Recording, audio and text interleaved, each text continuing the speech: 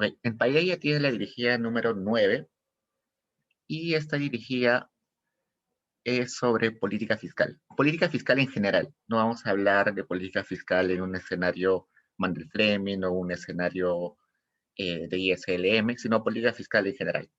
Entonces, por eso es que cuando ven esta dirigida, ven sobre todo conceptos y una replicación de datos que vamos a hacer en un rato. Y bueno, analizar un poco esos datos, ¿no? Esos gráficos. Entonces, esos conceptos ya los han visto seguro parcialmente en las horas de clases, pero queremos que quede bien claro porque son conceptos que van a aparecer un montón de veces, no solamente en sus cursos de macro 1, macro 2, cursos de macro de la maestría, sino van a aparecer en todo su desarrollo profesional, en los noticieros, en las revistas, en televisión, periódicos, en todo. Entonces, empecemos. Entonces, ¿qué es el sector público no financiero? Entonces, resulta que el sector público, es decir, todo el aparato estatal, se separa en dos grandes grupos, en el sector financiero y en el sector no financiero. ¿Por qué hay esta separación? Por algo que nosotros llamamos sector real y sector no real, entre comillas. Entonces, cuando hablamos de que un país está creciendo, estamos hablando de que está creciendo básicamente en el sector real. Imaginemos el caso de una familia. El bienestar de la familia aumenta cuando la cantidad de bienes disponibles para consumir aumenta, ¿no? Entonces, es porque está aumentando la cantidad de bienes. Y los bienes, se les dice, los bienes son el sector real. Mientras que el sector no real, que vamos a decirle financiero, es un sector más abstracto y que no tiene que ver mucho con el bienestar. ¿Por qué? Porque ahí está, por ejemplo, el pago de deudas, los intereses. Entonces, eso tiene un comportamiento distinto. Las decisiones que tomamos para sacar créditos, para comprar acciones, para comprar bonos, tienen una dinámica distinta a la dinámica en elecciones en el mercado de bienes reales.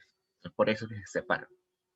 En particular, en el sector público, el sector no financiero, que sería el sector real, está compuesto por todas las entidades públicas, pero a esas entidades se les le quita a todas las empresas públicas financieras y al Banco Central de Reserva del Perú. Entonces, dentro de esto está seguro los municipios, las empresas estatales como Petroperú, la refinería de Talara seguro, eh, municipios, SUNAT, SUNAR, todo lo que tiene que ver con el sector real está ahí. El sector financiero está compuesto por el Banco de la Nación, por el Banco Central de Reserva, por COFOPRI, y por todo el financiamiento o las empresas que tienen eh, financiamiento de otro tipo y que se desarrolla en el sector financiero. Entonces, cuando vamos a entrar a nuestra página del BCR, todo lo que tiene que ver con el PBI, con el endeudamiento, con el PBI, con el crecimiento, va a ser solamente el sector público no financiero. Al sector financiero se le tiene otro trato y se tiene cuentas separadas en los datos. Eso se va a quedar más claro seguro después. Bueno, ingresos fiscales ya saben que son todo aquello que recauda el Estado para financiar actividades del sector público. Dentro de estos ingresos, el grueso son impuestos, pero también están derechos, productos, aprovechamientos, tasas y todo el recaudamiento que puede hacer el Estado. Por ejemplo, ustedes pagan servicios, una tasa, por ejemplo, por sacar su duplicado de DNI, eso también es un ingreso fiscal. Ustedes pagan el alcabala de sus casas a fin de año, también es un impuesto. también es un ingreso fiscal. Entonces, hay derechos, por ejemplo, que se pagan al Estado, como el derecho de usufructo de ciertos bienes públicos, también son ingresos fiscales. Entonces, el grueso, evidentemente, son impuestos, pero hay otros. Impuestos municipales, tasas por trámites, todo eso. El gasto público es el conjunto de todo el desembolso que hace el Estado por gasto corriente, gasto de capital y servicios de deuda. Gasto corriente se refiere básicamente al gasto en sueldos, salarios. Se dice corriente, ¿no? Porque es como, es repetitivo. Pues, por ejemplo, el salario de una persona, de un maestro, es repetitivo. Entonces, es un compromiso de largo plazo. Eso se llama corriente. Gasto de capital, por ejemplo, inversión en infraestructura. Pues todo esto, eh, todos esos desembolsos del Estado se llaman, están dentro del gasto público en general. Pero este gasto público se divide en gasto público primario, que son, bueno, todo lo corriente, todo el gasto corriente, eh, el pago también de la deuda. Nosotros tenemos deuda pública. El pago de la deuda en particular que se hace en capital está dentro del gasto público primario. Y el gasto de intereses está en el gasto público financiero. Entonces, igual, recordemos cómo es un crédito que sacamos nosotros del banco. Sacamos, por ejemplo, 10.000 soles del banco. Estos 10.000 soles los vamos a pagar en cuotas. El banco nos cobra intereses. Y nosotros cada mes cuando pagamos una cuota, estamos pagando parte del capital, estamos devolviendo parte del capital y estamos pagando parte del interés. Y así en todas las cuotas. Entonces, si ustedes ven su consolidado mensual que les llega del banco, su reporte del banco, ahí les dice que, no sé, la cuota que tienen al mes de 300 soles, 250 corresponden al capital, que también se le dice amortización de capital, y el resto se refiere al pago del interés. Entonces, esta parte de pago de capital se considera que está dentro del gasto público primario y ese pago de intereses está dentro del gasto público financiero. Okay. Entonces, todo esto es gasto público financiero. El pago de intereses.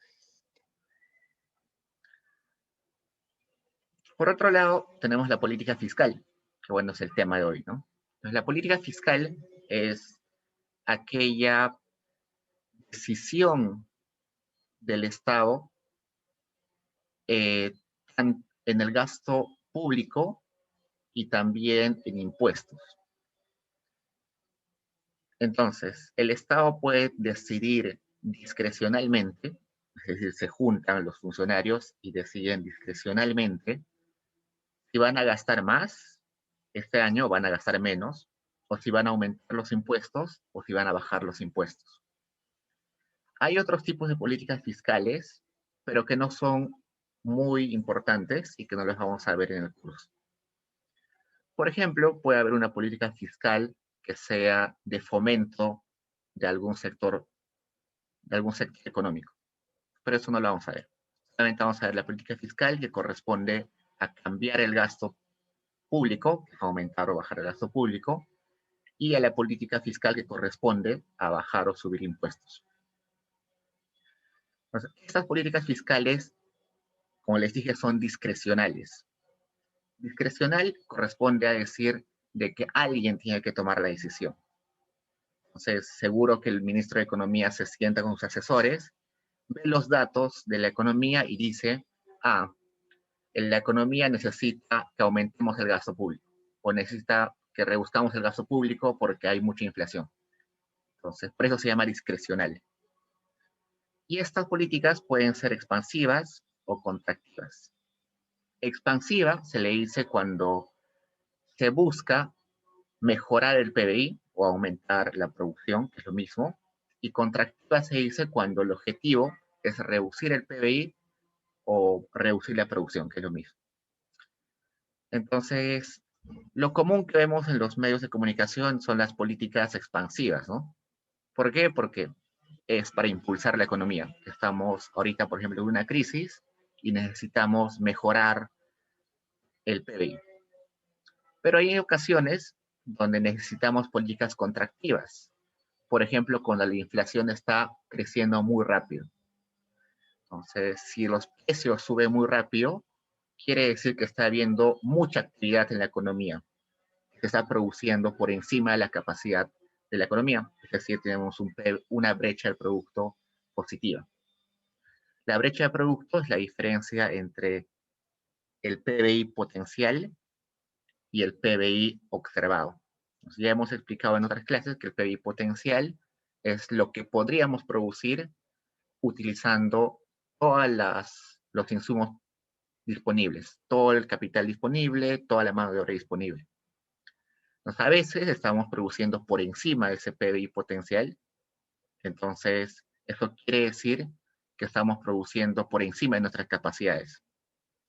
Y eso va a llevar a que los precios suban, porque evidentemente, como no hay la capacidad productiva, pero sí hay demanda, los precios van a subir.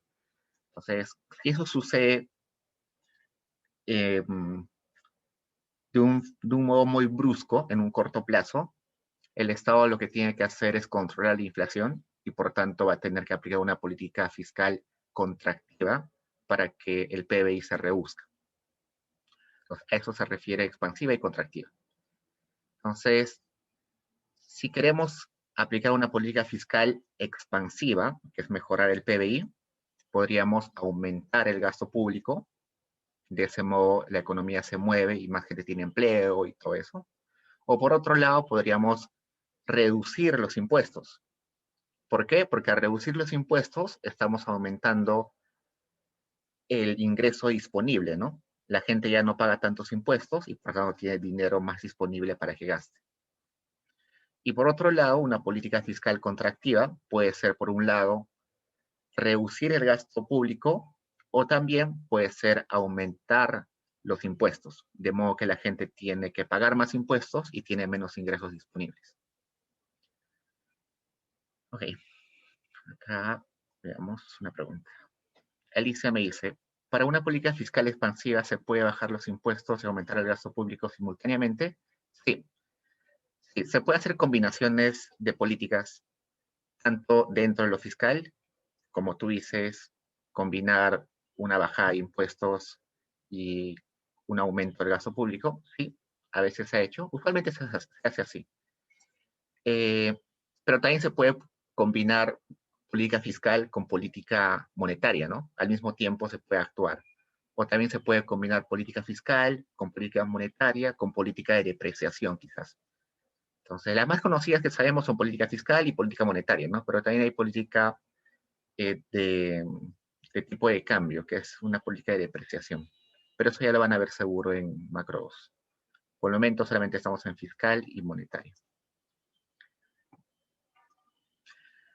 Y luego tenemos el multiplicador del gasto público. En nuestros modelos habíamos visto como el multiplicador keynesiano. Cuando avancen en macroeconomía 2, seguro van a ver que ese multiplicador keynesiano no es único, sino que puede diferenciarse en un multiplicador keynesiano del gasto público, un multiplicador keynesiano de la inversión, un multiplicador keynesiano de las exportaciones netas, pero en este caso nos vamos a enfocar en el multiplicador del gasto público. El multiplicador del gasto público lo que nos dice es, por cada sol que el gobierno gasta, ¿cuánto aumenta el PBI? Entonces, supongamos que el gobierno gasta un sol en aumentar el sueldo a un profesor, ¿qué impacto eso va a tener en el PBI? Entonces, podemos seguir el rastro de ese un sol, ¿no? Podemos decir, por ejemplo, al profesor le dan un sol más, el profesor, por tanto, se va a comprar una gaseosa más al día. Esa gaseosa más es un ingreso para el productor de gaseosas. El productor de gaseosas va a pagar seguro 50 centavos de ese un sol a su trabajador. Su trabajador va a gastar ese un sol en comprar alimentos y así sucesivamente, ¿no? Hasta que ese un sol se diluya, se vuelva cada vez más pequeño. Entonces, aplicar un sol en gasto, genera un ciclo virtuoso que termina no solamente impactando en un solo al PBI, sino en más. Entonces, mientras más grande es el multiplicador del gasto público, el gasto del gobierno va a ser más eficiente. Entonces, imaginen el bono del gobierno por esto del COVID. Si el multiplicador del gasto público es grande, esos millones que está invirtiendo el gobierno en bonos van a tener un impacto gigantesco en el PBI. Pero si ese multiplicador es chiquito, el impacto va a ser minúsculo. Entonces, ¿de qué depende ese multiplicador del gasto público? Recordemos de qué dependía el multiplicador keynesiano. Yo recuerdo que era, por ejemplo, 1 menos C1 multiplicado por 1 menos C, algo así, si no recuerdo mal. Entonces, ahí están, por ejemplo, gran parte de lo que determina el multiplicador del gasto público. Entonces, uno de los factores ahí era, por ejemplo, la propensión marginal a consumir. Entonces, eso es importante porque nos dice qué porcentaje del ingreso de la familia va a ser gastada y no ahorrada. Entonces, intuitivamente, ustedes lo pueden hacer matemáticamente agarrando su multiplicador, pero intuitivamente yo digo, si las familias gastan todo su ingreso, por ejemplo, el 100% de su ingreso, su propensión marginal a consumir va a ser 1. Eso quiere decir que si el gobierno le da un bono de 600 soles a la familia va a gastar los 600 soles. Y eso sería genial, ¿no? Porque dinamiza la economía. Pero ¿qué pasa si la propensión marginal a consumir es 50%? Quiere decir que la familia gasta de sus ingresos la mitad y la otra mitad lo guarda.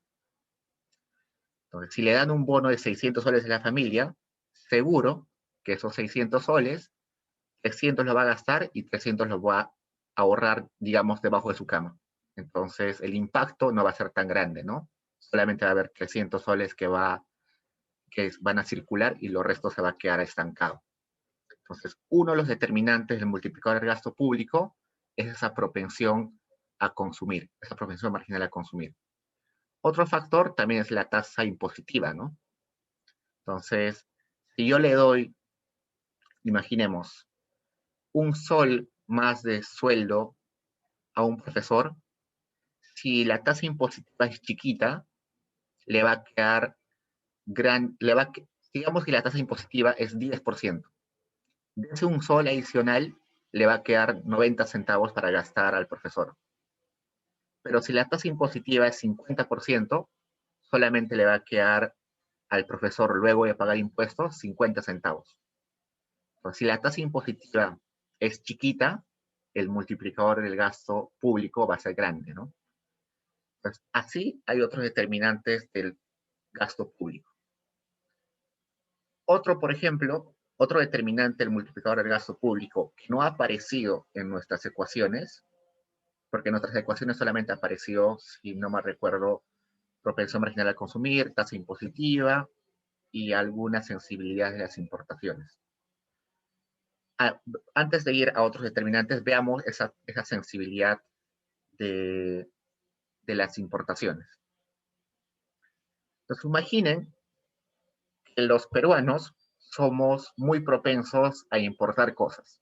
Somos aficionados a los bienes que vienen del extranjero. No sé, porque nos gusta, por ejemplo, vestir marcas internacionales, no sé, Adidas, Nike, y también nos gusta comprar laptops o MacBooks o tablets.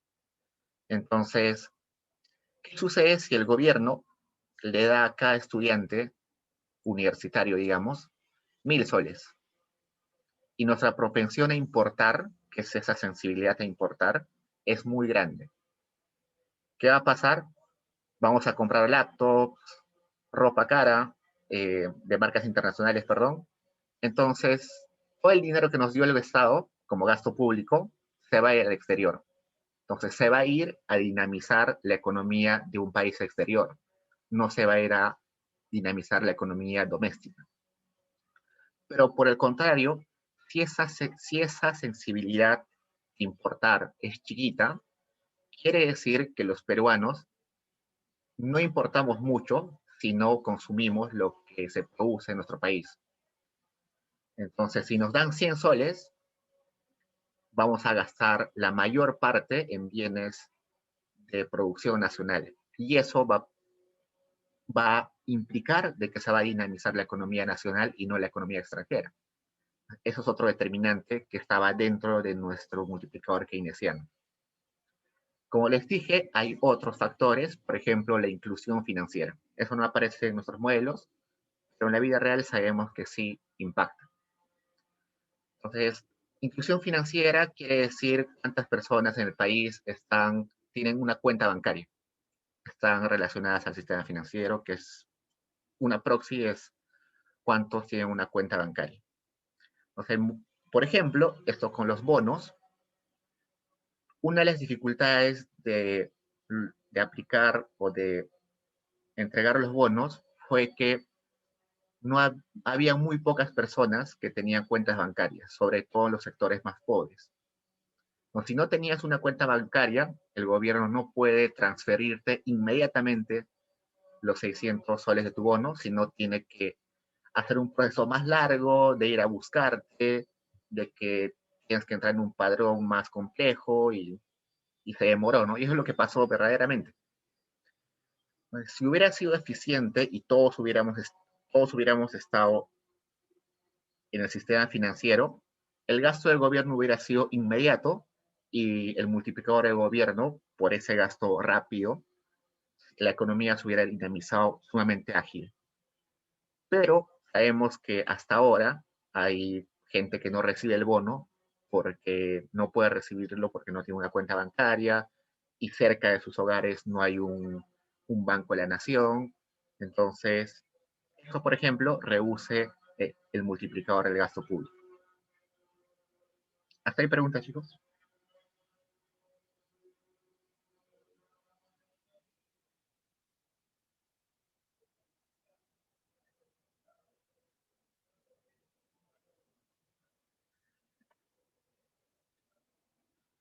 Ok. Entonces, luego pasemos a estabilizadores automáticos. Cuando les hablé de política fiscal, apareció la palabra discrecional, ¿no? Y es que es discrecional. Cuando hablamos de estabilizadores automáticos, estamos hablando de no discrecional. Es decir, nadie tiene que tomar la decisión para que estos estabilizadores actúen o se activen. Entonces, un ejemplo clarísimo es los seguros de desempleo. En Estados Unidos, por ejemplo, veamos eso. En Estados Unidos, cuando una persona queda desempleada, se le paga algunos meses después parte del salario que recibía usualmente. Entonces, eso hace que los ingresos de las personas no se vean afectados. Pues supongamos un caso hipotético del 2000, pero un caso que sí sucedió en el 2008-2009 con la crisis en Estados Unidos. Un montón de gente se quedó sin empleo, pero por ley, cuando te quedas sin empleo, te dan ese seguro. Entonces les daban un pago. Supongamos que la persona ganaba $2,000 al mes, pero ese seguro de desempleo le da 500 soles, $500 al mes durante unos meses hasta que encuentre empleo. Entonces, esto amortigua el impacto en la economía. Si la economía de Estados Unidos iba a caer, no sé, supongamos en 20%, me estoy inventando ese dato, no recuerdo exactamente cuánto cayó, pero si debió caer en 20%, gracias a este seguro de desempleo, cayó quizás 15%. ¿Y por qué? Porque es distinto que un desempleado pase de ganar 2,000 soles a 0 soles, que pase de ganar de 2,000 soles a 500 dólares, perdón.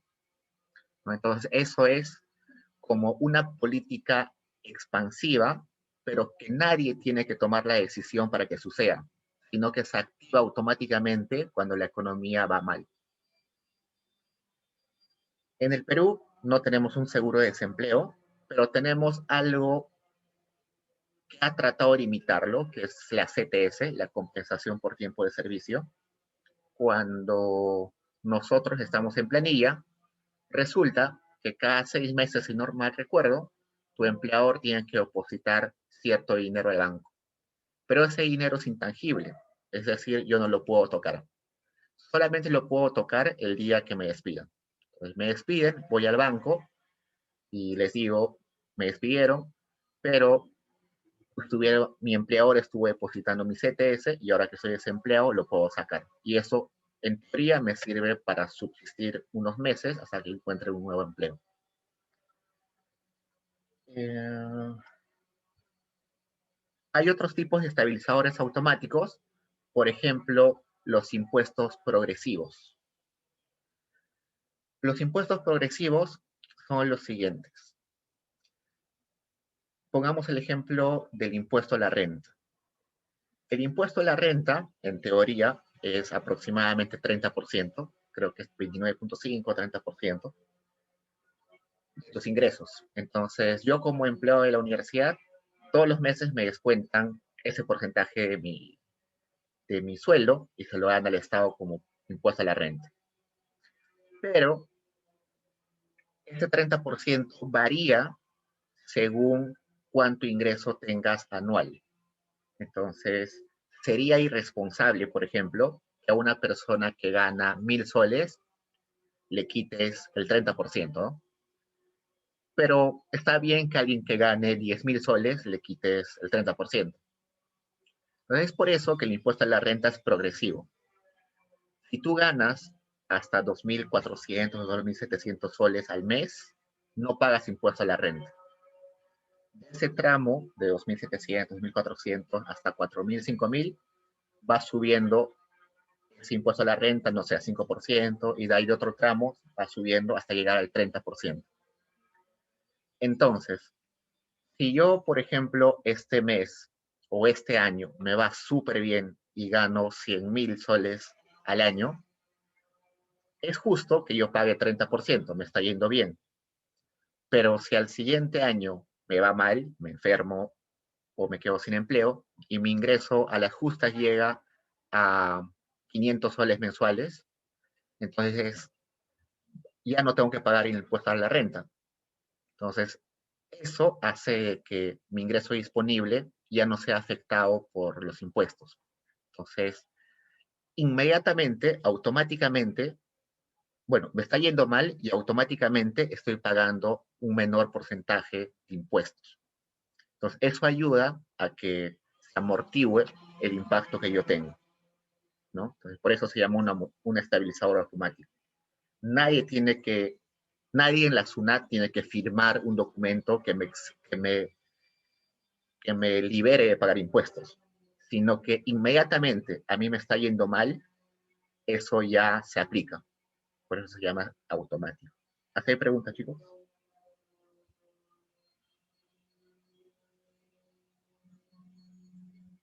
Acá hay un texto, el semestre, hace 2 semestres, 2021-1, que el profesor dejó un texto para un control de lectura que trataba sobre política no discrecional, sobre política fiscal no discrecional.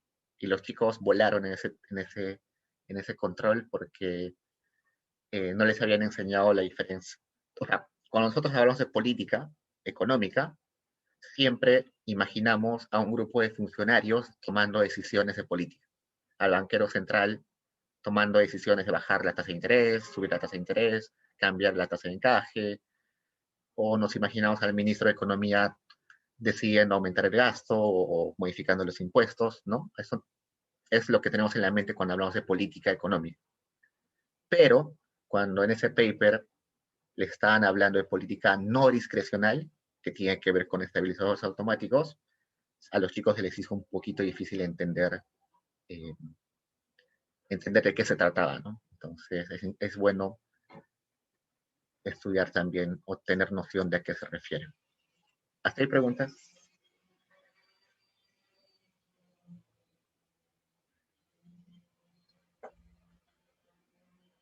Pues pasemos al resultado presupuestal del gobierno. Entonces, el resultado presupuestal del gobierno, en otras palabras, se le llama ahorro del gobierno. Lo mismo que hablar de ahorro de gobierno. Y ahorro del gobierno ya lo hemos estudiado antes, que es simplemente ingresos menos gastos. Como dijimos, el grueso de ingresos son impuestos y el grueso de gastos es el gasto público primario y las transferencias del gobierno. Pues en nuestro modelito, usualmente, cuando hablábamos de ahorro del gobierno, decíamos G mayúscula menos G mayúscula menos TR. Ese era nuestro ahorro del gobierno, que ahora estamos llamando resultado presupuestal del gobierno. Entonces, el gasto del gobierno ya dijimos que es gasto corriente, gasto en infraestructura, gasto en pagar capital de las deudas que tenemos. Y el otro tipo de gasto son transferencias, se refiere a lo que gastamos sobre todo en políticas públicas. Cuando se dice transferencia, lo que debemos imaginar es la entrega de dinero a cambio de nada. Cuando nosotros pagamos un salario, estamos pagando el dinero a cambio de que brinden un servicio, ¿no? Pero cuando hablamos de transferencia, estamos hablando de que estamos entregando dinero sin esperar nada a cambio.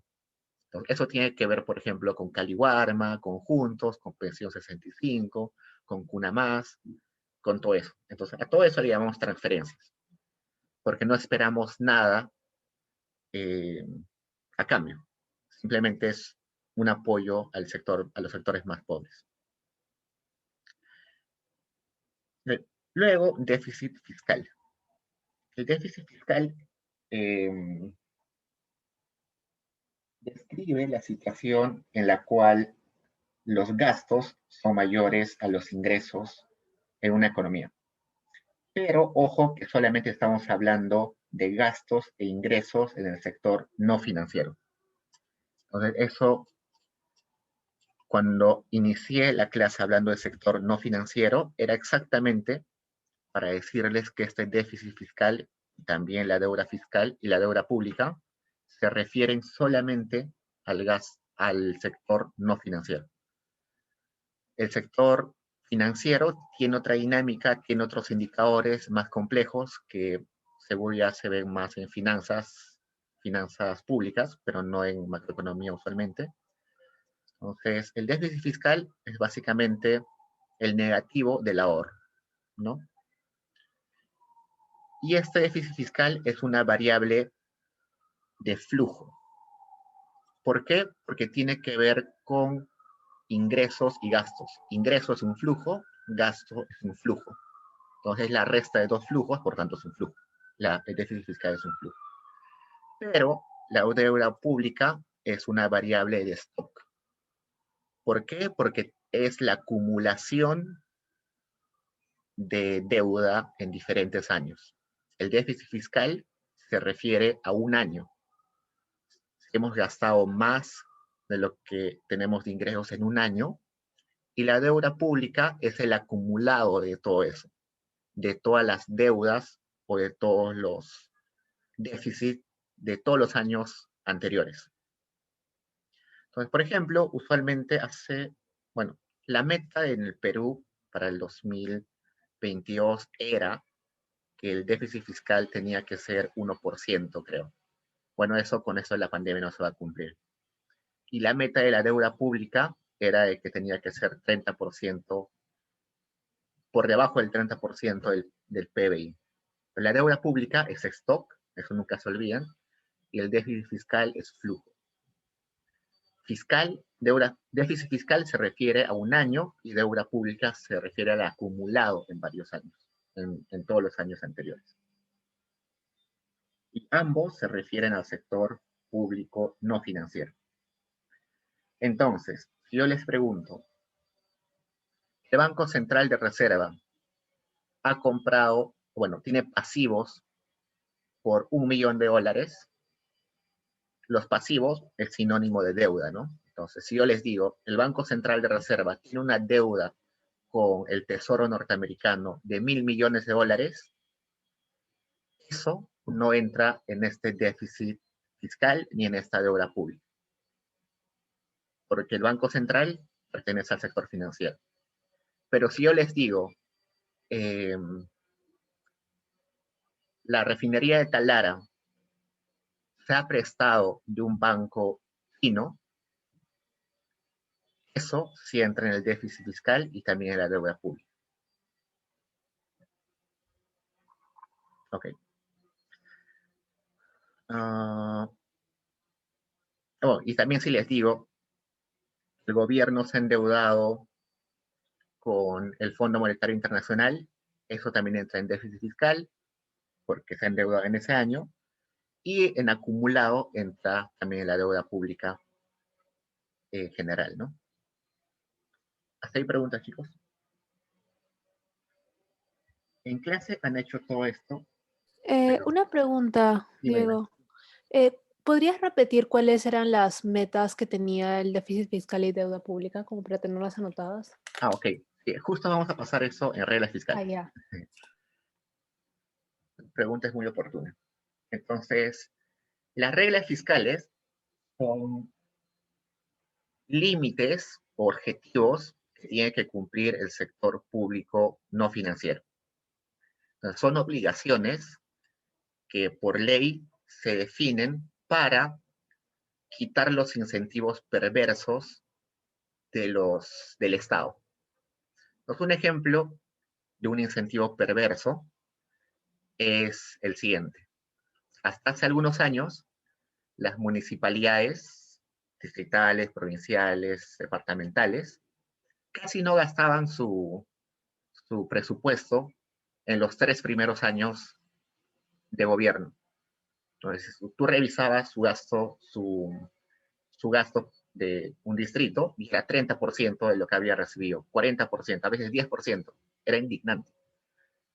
Y el último año del gobierno de este distrito aparecía como gasto 90%, 99%, 100%. Y resultaba de que era así porque los alcaldes iban a la reelección o el partido del alcalde iba a la reelección. Entonces hacían populismo con el dinero del Estado. Nos regalaban, no sé, bienes, construían o reparaban calles, pintaban escuelas. El último año, de modo de que para ganarse los votos, ¿no? Entonces era un incentivo perverso para que se descuide a la población 3 años y que el último año el dinero se gaste mal, se gaste en populismo o en clientelismo. Entonces, otro ejemplo de incentivo perverso que sucedía hace varios años, ya no ahora, sino hace en los 80, 70, era que eh, un presidente que antes era 4 años, ahora 5 años, entraba. Este presidente lo que hacía era prestarse de todo lugar. Se prestaba de Estados Unidos, de China, Japón, de Alemania, el Fondo Monetario Internacional, el Banco Mundial, se prestaba de bancos internacionales, se prestaba de todas partes y construía todo lo que le ocurría. Construía un hospital gigantesco, estadios, regalaba, hacía populismo, clientelismo.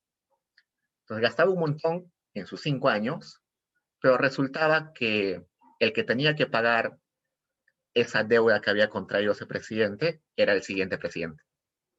Entonces, este presidente que se endeudaba quedaba bien ante la población porque en teoría hacía bien las cosas, ¿no? Había infraestructura, hacía obras, había programas sociales, pero al siguiente presidente lo condicionaba a no poder hacer nada. Y al contrario, se deterioraba el Estado esos 5 años siguientes porque no había dinero para gastar, todo se iba en pagar deuda. Entonces llegó un momento en que la deuda del Estado era gigantesca, más del 80% del PBI, casi, bueno, en otros países se llegó a más, ¿no? Hay países que actualmente están endeudados a 130, 140% en su PBI. Es decir, esos países para pagar su deuda externa, deberían eh, agarrar toda su producción del año y la mitad del siguiente año, y con eso pagarían su deuda externa. Entonces es gigantesca la deuda, ¿no? Pues para evitar esos incentivos en los funcionarios públicos, es que desde hace algunos años se ha puesto algunas reglas fiscales. ¿Desde cuándo? En un rato lo vamos a ver. Las reglas fiscales más conocidas son la que corresponde a la deuda pública, que dice que la deuda pública no puede superar el 30% del PBI. La otra regla más conocida es la que corresponde al déficit fiscal, que dice que año a año no puede superarse el 1% del PBI. Y hay otros más conocidos, pero menos conocidos, por ejemplo, a nivel distrital o a nivel municipal. No recuerdo bien, en un rato lo vamos a leer cuando entremos en la página del FMI, pero hoy en día los alcaldes, bueno, ya no se pueden reelegir, pero hay otra cosa, que el último año de gobierno no se puede gastar más del promedio de lo que gastaste en los 3 últimos años. Es algo así la regla, no recuerdo bien. Entonces, si tú gastaste poco en los primeros 3 años, no es que puedes levantar tu gasto en el último, sino tiene que ser más o menos estable. Entonces, esas son las reglas fiscales. Tienen como objetivo hacer sostenible las cuentas fiscales y hacer predecible al Estado, ¿no? Entonces, lo que está buscando es que en el largo plazo el Estado no esté muy endeudado y que pueda ser capaz de pagar la deuda. La sostenibilidad de la deuda va a ser el tema de la siguiente dirigida, así que no lo voy a explicar del todo.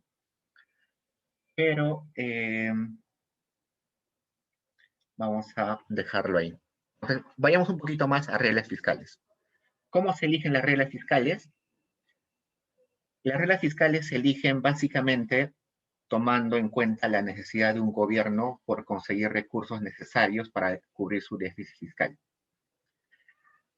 En otras palabras, es cuánto nos tenemos que ajustar el cinturón para poder acceder a créditos o al sistema financiero internacional. Por ejemplo, el Perú tiene una regla fiscal en deuda pública bastante ajustada, una correa bastante ajustada, que es 30%. Pero, por ejemplo, países como Japón tienen una regla fiscal de deuda pública mucho más floja. Ellos pueden endeudarse por más del 100%. Entonces, el límite de la deuda pública en Japón, por ejemplo, es 100%. No estoy seguro si es así, pero cercano al 100%.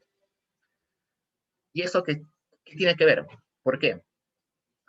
Porque el Perú no tiene un buen historial crediticio, mientras que Japón sí tiene un buen historial crediticio. O el ejemplo de Alemania, por ejemplo, Alemania tiene un perfecto historial crediticio. Alemania jamás en su historia reciente ha incumplido el pago de alguna deuda. En cambio, Perú ha incumplido el pago de su deuda externa en varias ocasiones, ¿no? Alan García quiso incumplir la deuda y la incumplió algunos meses. No fue un incumplimiento total, pero sí dejó de pagar algunas cuotas. Antes, con Belaunde y con otros presidentes, habíamos incumplido parte de la deuda. Inclusive hasta hoy en día no hemos cumplido algunas deudas que siguen como en stand-by, ¿no? Como por ejemplo la deuda de la reforma agraria. Evidentemente no se va a pagar, pero eso se ve mal, entre comillas, en el exterior, ¿no? No estamos cumpliendo nuestra deuda. Pero en Alemania, por ejemplo, ellos han pagado siempre. Estados Unidos nunca incumplió su deuda. Entonces, es por eso que para dar una señal al exterior, nosotros nos estamos autorregulando y diciendo, mira, yo me estoy poniendo esta meta de no endeudarme por más del 30%, entonces voy a hacer que los siguientes años voy a cumplir esto de modo de que me veas con otros ojos, de que ahora me veas como un buen pagador. Eso evidentemente no lo necesita Alemania ni Japón, y por eso es que sus límites de deuda pública son más amplios, pueden endeudarse por más. Entonces, eso es una de las razones por las cuales nuestra deuda, nuestro límite de deuda es tan bajo, es 30%. Otro factor es más o menos, ya, bueno, otro factor es que nuestras reglas fiscales están más o menos a la par con países similares al nuestro. Entonces, Colombia, Chile, eh, México tienen deudas, reglas fiscales similares a la nuestra. Entonces, como somos países que tienen dinámicas parecidas, que estamos expuestos a los mismos tipos de choques, estamos más o menos dolarizados, somos más o menos similares económicamente, ¿no? Entonces, tenemos que estar más o menos iguales a ellos. De modo de que no seamos un outlier, ¿no? No seamos como el bicho raro del grupo de los países similares, de los grupos de la región, de los países de la región. Entonces, es otro determinante de cómo se eligen las reglas fiscales. En el Perú se ha implementado algo que se llama el Consejo Fiscal. El Consejo Fiscal que estaba dirigido por Waldo Mendoza hasta antes que sea ministro. Él era el director del Consejo Fiscal. El Consejo Fiscal es un grupo de académicos y de estudiosos que tienen autonomía del Estado, pero que reciben financiamiento del Estado, que les corresponde dar opinión sobre el comportamiento del Estado en materia de gastos e ingresos. Entonces, ellos son, en gran parte, los que dan recomendaciones de cómo deberían ser las reglas fiscales en el Perú. Eh, no sé si saben esto, pero nosotros tenemos el marco macroeconómico multianual, que es un documento que se publica 2 veces al año. En realidad se publica una vez y luego unos meses después se actualiza.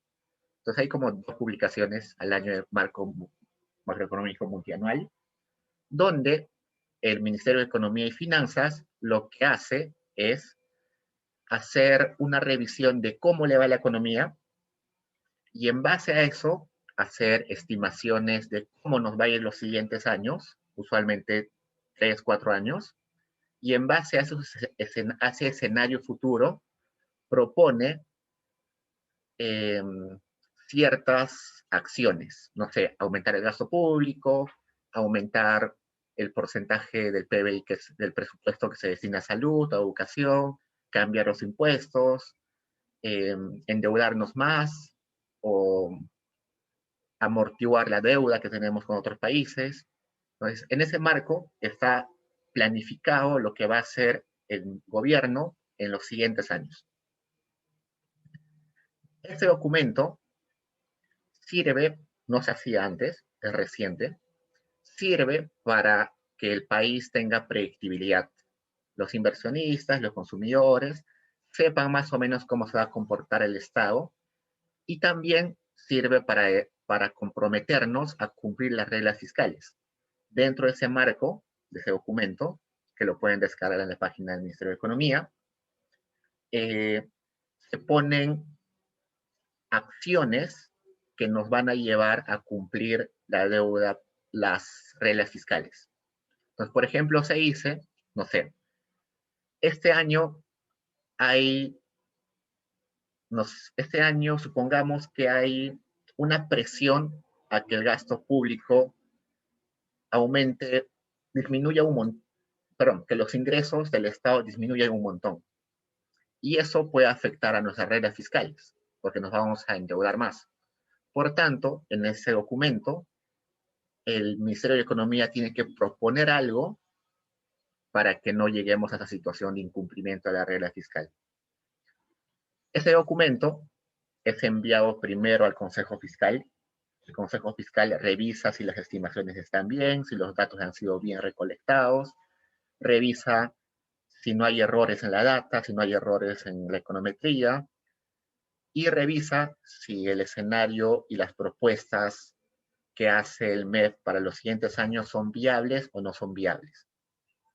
Una vez que hace eso, el Consejo Fiscal envió una carta al Ministerio de Economía diciéndoles, mira, no estoy de acuerdo con estas cosas o te propongo hacer estas cosas adicionales. Y tiene total autonomía para decir lo que sea. Ha habido varias ocasiones en las cuales ha habido críticas muy fuertes al Ministerio de Economía, pero así funciona. Entonces, el Consejo Fiscal tiene ese objetivo, revisar eso y ver, entre otras cosas, que todo lo que está planificando el gobierno no vaya en contra de las reglas fiscales. Entonces es como observador externo para ver que todo eso se cumple. Y bueno, antes de pasar a los conceptos importantes, quiero que vayan a esto. IMF, que es eh, Fondo Monetario Internacional, pero en inglés, y rules, um, rules, no sé dónde está esto. Vamos a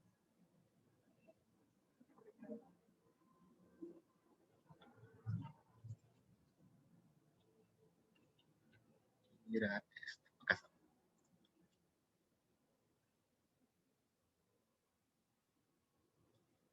No, este no es.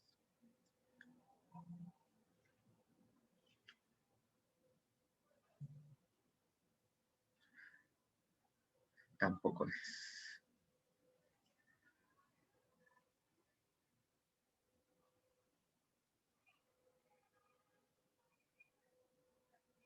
Este es Fiscal Rules Dataset del 85 al 2015, aunque la última actualización es en el 2017. Okay. Entonces yo les dije que las reglas fiscales no han estado, son recientes, ¿no? No han sido desde que como república, sino que son recientes. Y las reglas fiscales están presentes en varios países del mundo, no solamente en Perú. Es más, implantar reglas fiscales fue una recomendación del Fondo Monetario Internacional hace varios años. Entonces acá pueden descargar el paper donde les van a decir la historia de todo esto, pero yo voy a descargar este Excel donde aparece las reglas fiscales de todos los países del mundo, o la mayoría de países del mundo, con bastante detalle desde qué fechas han implantado, si han cambiado en el tiempo y qué tipos de reglas fiscales hay en cada país. Por ejemplo, en el Perú tenemos una serie de reglas fiscales, un montón en realidad, pero hay países donde solamente hay una regla o dos reglas. Entonces, si abrimos esto, nos va a aparecer, no quiero abrir,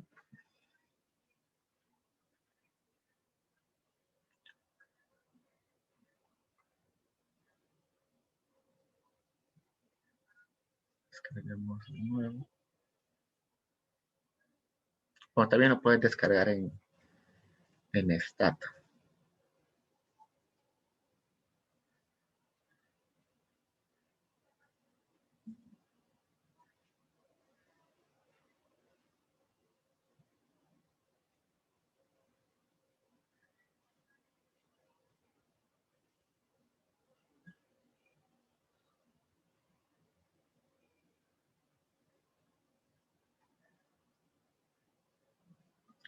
Ok, entonces acá tenemos tres pestañas, Cover, Abbreviation and Codes, Rules. En Cover está la información que, bueno, de algunos papers que han tomado uno de estos papers es la recomendación de las reglas fiscales o cómo deben reaccionar las reglas fiscales ante shocks. Y lo que me interesa es este abbreviation. Entonces, acá dice tipos de reglas. Hay en general cuatro tipos, o acá son cuatro tipos de reglas. Es budget, balance rules, debit rules, expenditure rules, revenue rules. Esto creo que es la regla de límite de deuda, si no me recuerdo, el límite budget. A ver, acá estamos, que no aparece. Estos tipos de reglas. Uno es de ingresos, otro de gastos, uno de la deuda y otro del déficit. El primero es el déficit, no recuerdo. Luego acá me dice coverage. Las reglas fiscales no siempre tienen cobertura nacional. Como les dije, hay una regla fiscal en Perú que es municipal, ¿no? Entonces, acá dice gobierno central, gobierno general government, que se refiere al gobierno, en este caso al MED, central government, y hay otros tipos. Y acá me dice legal basis, que se refiere a cómo se ha implantado esta regla fiscal. Si está en la Constitución la regla fiscal, si está en un tratado internacional, por ejemplo, puede ser que en la Alianza del Pacífico eh, los países hayan acordado tener una regla, puede ser, en un estatuto, es decir, en un reglamento, en una coalición, o es una política, o es un comité de política que ha sido el que lo ha implantado. Por ejemplo, en otros países, el Consejo Fiscal tiene poder de decisión. En el caso de Perú, solamente es consultivo, de opinión, no tiene poder de decisión. En otros países sí. Entonces, en este caso, acá Political Commitment puede ser que en un país esa regla haya sido impuesta por un consejo fiscal con poder. Y bueno, acá eso que ya no nos interesa mucho. Entonces acá tienen todos los países en un montón de años y acá esos tipos de reglas, ¿no? Busquemos a Perú. Uy, pero, acá está Perú. Entonces veamos. Hay datos desde 1985, pero la primera regla fiscal en el Perú fue implantada en el 2000 y solamente teníamos dos tipos de reglas fiscales. Hoy en día, hasta el 2015, bueno, no ha cambiado eso hasta hoy, tenemos tres tipos de reglas fiscales. Acá pueden, acá les dice que esta regla fiscal ha cambiado en el 2013, hasta el 2000, del 2000 hasta el 2013 era la misma regla fiscal, en el 2013 se ha cambiado. Acá les dice todas las veces que ha cambiado. Había un cambio en 2003, 2012, 2013. Y bueno, acá está un montón de cosas que pueden explorar si ustedes quieren hacer alguna investigación sobre esto. Pero lo interesante está en este gran párrafo, que está en inglés. Como no soy bueno en inglés, vayamos al traductor. Entonces ahí les da una descripción de las reglas fiscales del Perú. Entonces, acá dice. En el 2002 y en el 2013 hubo cambios en el límite del déficit para el sector público no financiero. El límite máximo se fijó en 2% del PBI para el 2003 y 1.5% del PBI para el 2001, 2002 y del periodo 2004 al 2008. Esta norma fue suspendida en 2001 y 2002, seguro por algún shock. Y acá están todas las reglas que les dije. Por acá debe estar el 30%. Acá está, por ejemplo, esta regla que les dije de los municipios. Para los gobiernos subnacionales, que son municipios, el ratio de deuda entre promedio de ingresos de los últimos 4 años debe ser menor al 100%. Yo me equivoqué, les dije 3 años, es 4 años. Entonces, ahí está eso.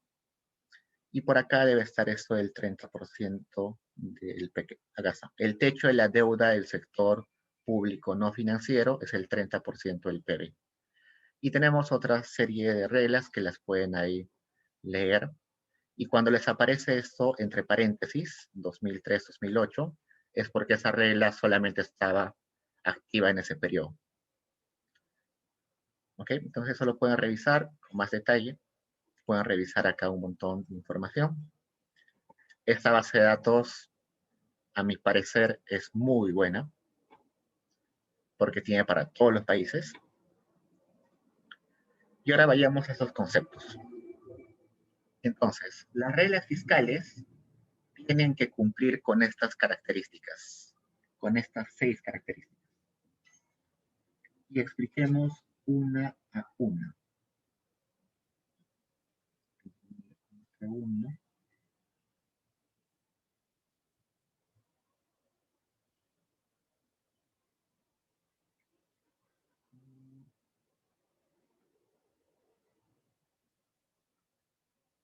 Para que una regla fiscal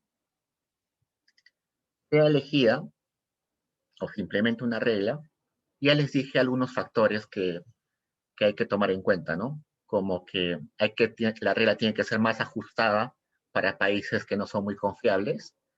Otro que los países tienen que estar, países similares tienen que tener deudas similares. Y otros, otros determinantes son que cumplan estas características que están ahí. Por ejemplo, las reglas fiscales tienen que asegurar la sostenibilidad. ¿Esto qué quiere decir? Que tu deuda tiene que ser pagable en el largo plazo. Entonces, trasladando esto a una familia, vamos a decir lo siguiente.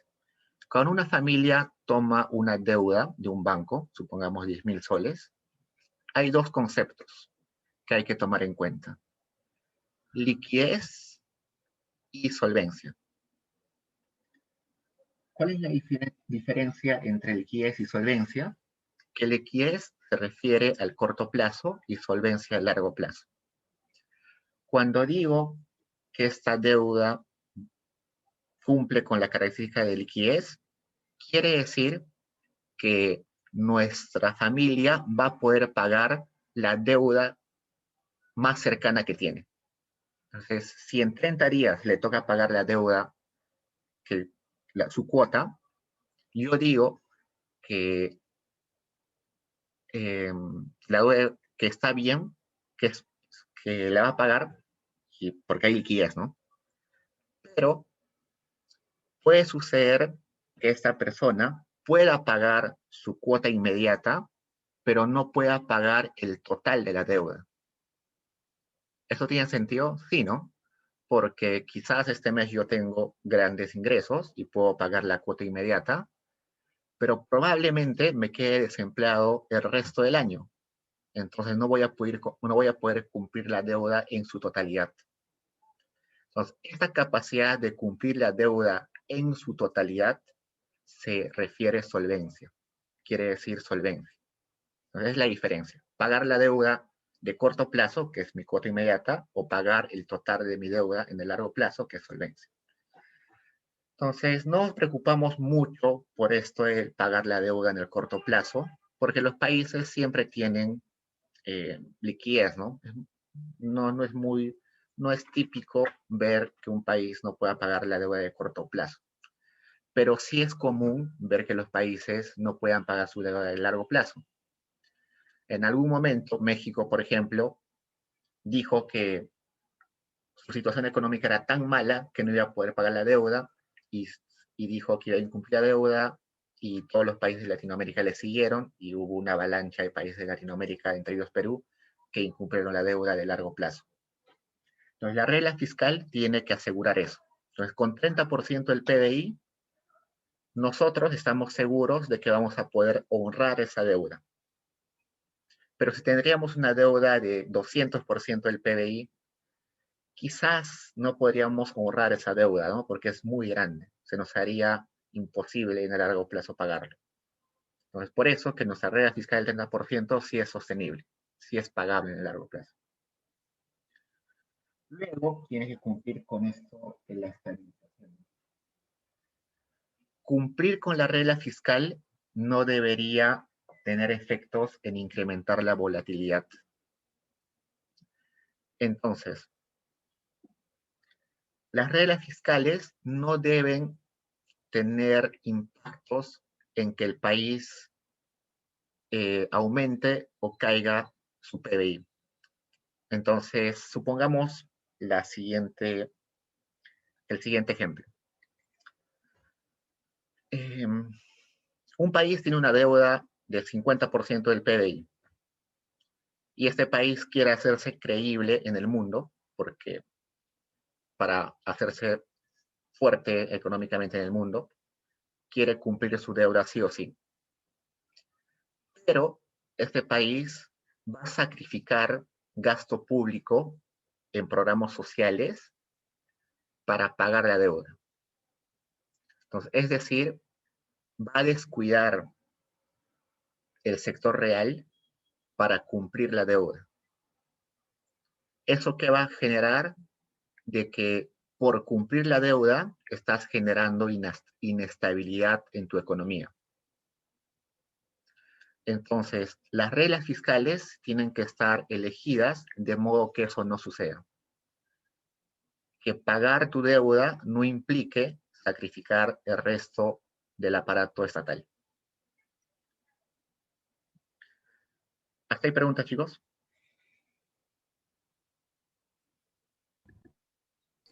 Una pregunta, Diego. Dime. Hablando de esta época del coronavirus, Ajá, no me queda tan claro si es como, o sea, entiendo que es probable que superen este o sea, esta regla fiscal que tienen sobre el déficit. exacto. Y eso Sí, vamos a entonces, verlo. Eso tiene ajá. que ver con una de estas características. Hay una válvula de escape que vamos a explicar en uno de los siguientes. Pero muy buena pregunta.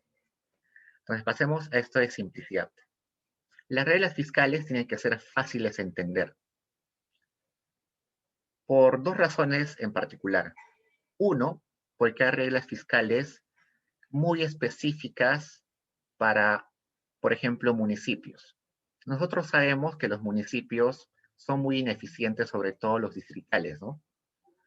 Hay, hace algunos días, nomás el presidente Sagasti ha salido a decir en, en el CORE, si mal recuerdo, en el GORE, perdón, en la Junta de Gobiernos Regionales, de que la capacidad de gestión en las regiones y en los distritos y provincias es muy mala.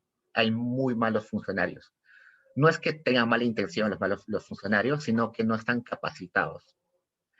Entonces, si tú le dices a un funcionario o un alcalde de un distrito, la regla fiscal es que el ratio del déficit entre deuda no, por 100 no debe superar el 4% de, no sé, lo que les dije hace un rato, esa regla fiscal que suena un poco complicada, ¿no? Inclusive retenerla en mi mente no es muy fácil. Si le dices algo tan complicado a una persona que no está, que tiene un alto, que tiene que es autoridad, pero no tiene capacidad de gestión, es muy probable que le incumpla. Entonces, es por eso que tiene que ser simple. Otra razón es que la simplicidad hace de que no existan excusas para incumplirla por mal entendimiento.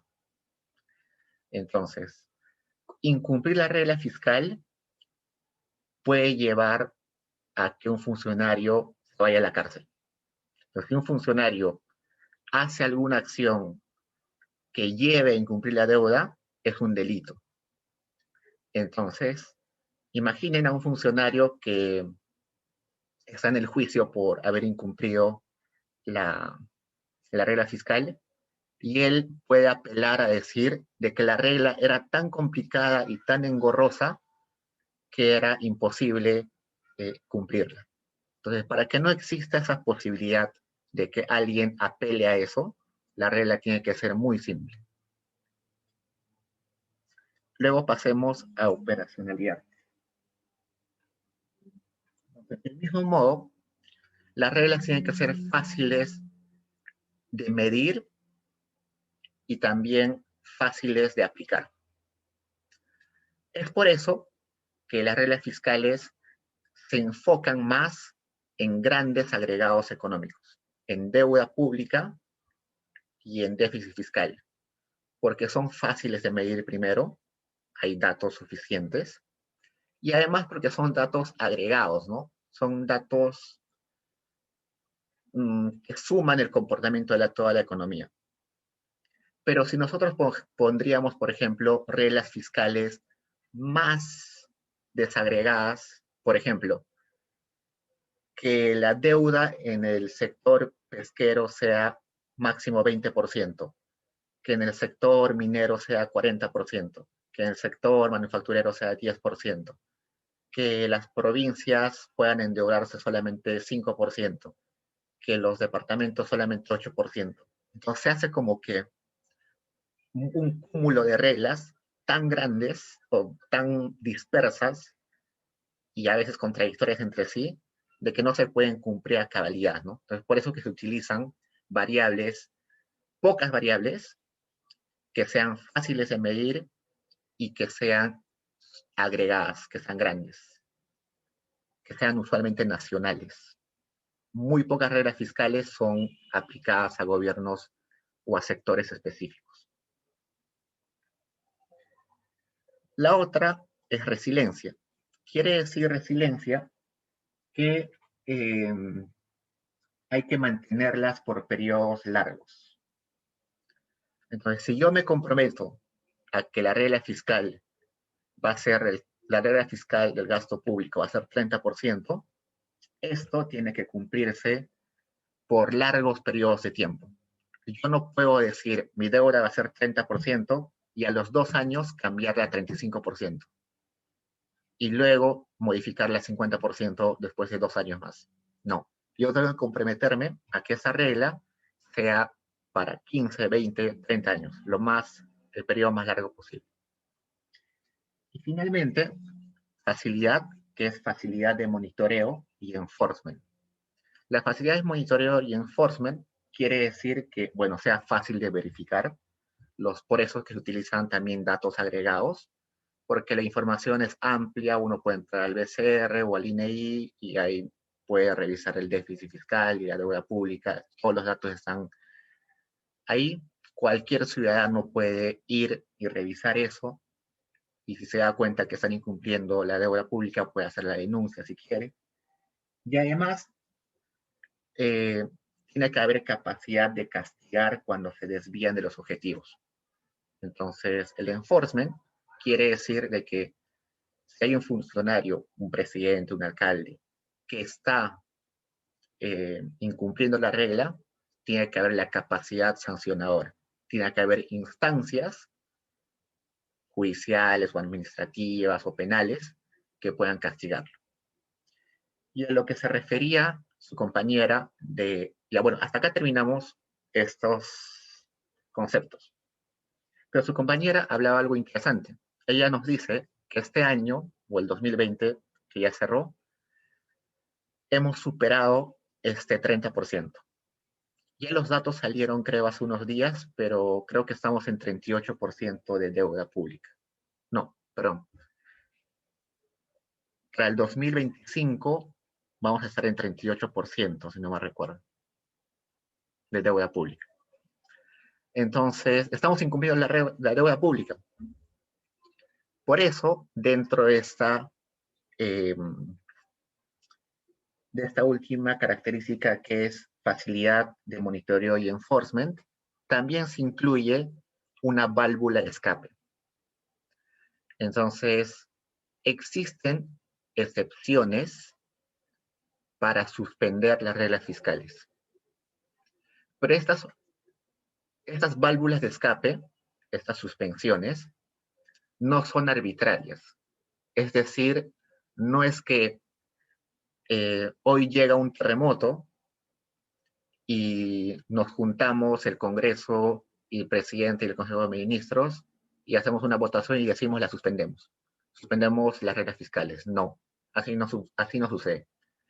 Sino que en la misma ley donde están escritas las reglas fiscales, ya aparecen los mecanismos por los cuales se puede suspender una regla fiscal.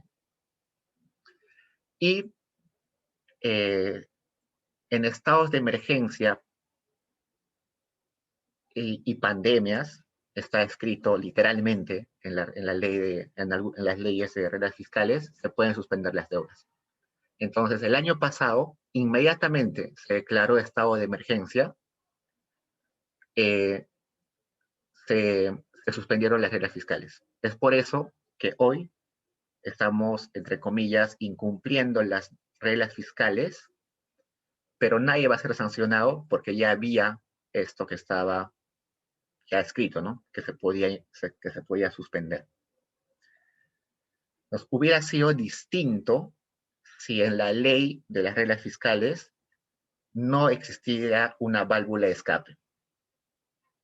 Eso nos hubiera restringido a no poder actuar con rapidez. No se hubieran podido pagar bonos, no se hubieran podido endeudar el gobierno y eso hubiera exacerbado la crisis económica, ¿no? Y eso ha pasado alguna vez en otros países. Felizmente, nosotros tenemos nosotros tenemos referencias de otros países. Antes de nosotros hemos sido uno de los últimos en aplicar reglas fiscales. Antes de nosotros ya había países desarrollados con reglas fiscales.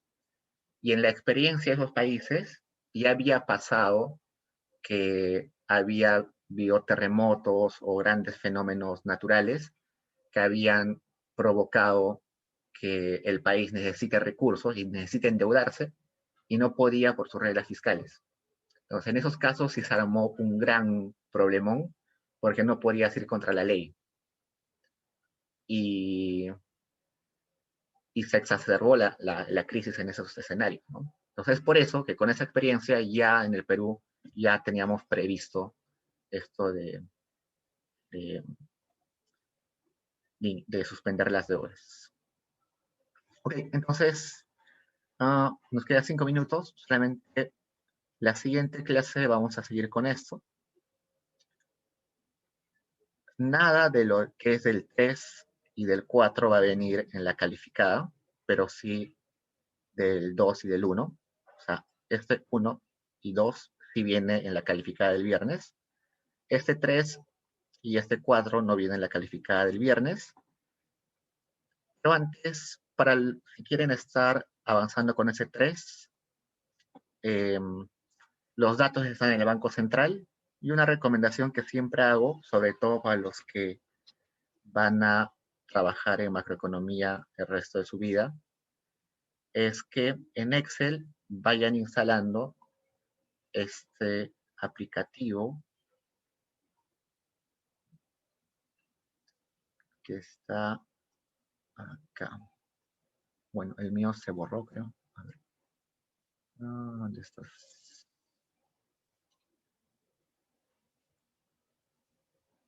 Bueno, el Banco Central tiene un aplicativo para Excel que creo que el mío se borró.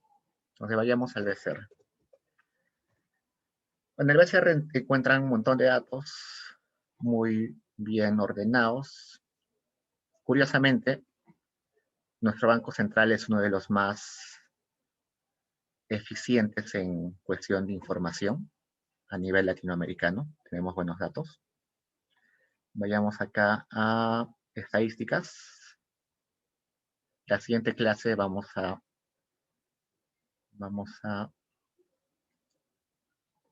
hacer los gráficos de hace un rato, pero ¿dónde estás?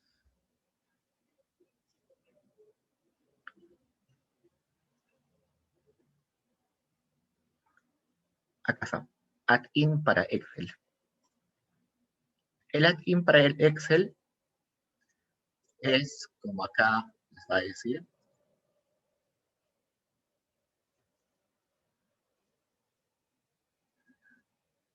una pestaña en Excel que dice BCR Data, donde ustedes pueden elegir qué variable quieren. Por ejemplo, gasto del gobierno, deuda pública, precio del cobre, lo que sea. Luego seleccionan si quieren que sea datos anuales, trimestrales, mensuales, de qué periodo a qué periodo quieren y simplemente ponen obtener datos y les salió. Ya no tienen que entrar a descargar uno por uno a la página del Banco Central. Y lo interesante de esto es que les puede servir para hacer seguimiento. Entonces, ustedes pueden activar esto, poner sus variables, no sé. Uno de ustedes puede trabajar todos los días con inflación, tipo de cambio, no sé, el precio del oro, el precio del petróleo. Entonces lo ponen acá y simplemente cada día abren y ponen actualizar. Y se actualiza su información día a día.